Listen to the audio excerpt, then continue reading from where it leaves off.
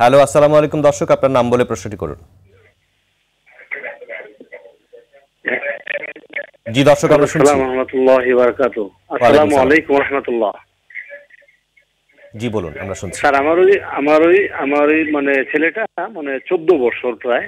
তো ওর ডান পাটা আছে না, শুধু চাবায় কামড়ায়। 14 বছর বয়স, ডান পায়ে ব্যথা করে।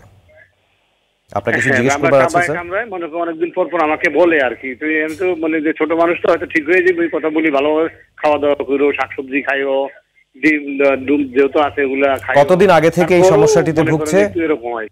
কতদিন আগে থেকে এই সমস্যাটিতে 6 মাস ভুগছে? হবে স্যার। 1-1.5 মাস। কোনো আঘাত পেয়েছিল বলে মনে করেন? 6 মাস হবে আর কি। ফুটবল তো খেলে স্যার। বাচ্চাটাকে এই ব্যথা কি দিনে বা রাতে এরকম কোনো ভাগ আছে যে রাতের বেলা বেশি বলে বা দিনের বেলা খেলাধুলার সময় বেশি বলে, এরকম ভাবে কিছু বলতে পারবেন?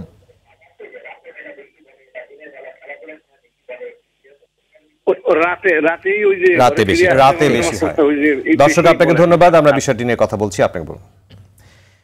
ঠিক একটু আগে যে কথাটা বলছিলাম, বো লেগের যে কারণ, যে ভিটামিন ডি এর অভাবে, এটা হয় একদম ছোট বাচ্চাদের বেলায়।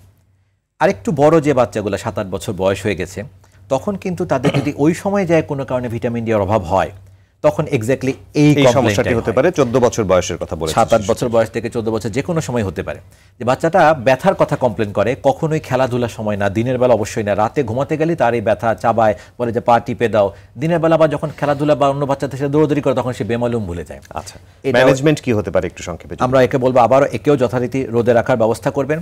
প্রতিদিনের খাবারের তালিকার মধ্যে দুধ, ডিম এবং ছোট মাছ, এই 3টা পার্টিকুলার খাবার তার খাবারের তালিকার মধ্যে যোগ করতে বলবেন।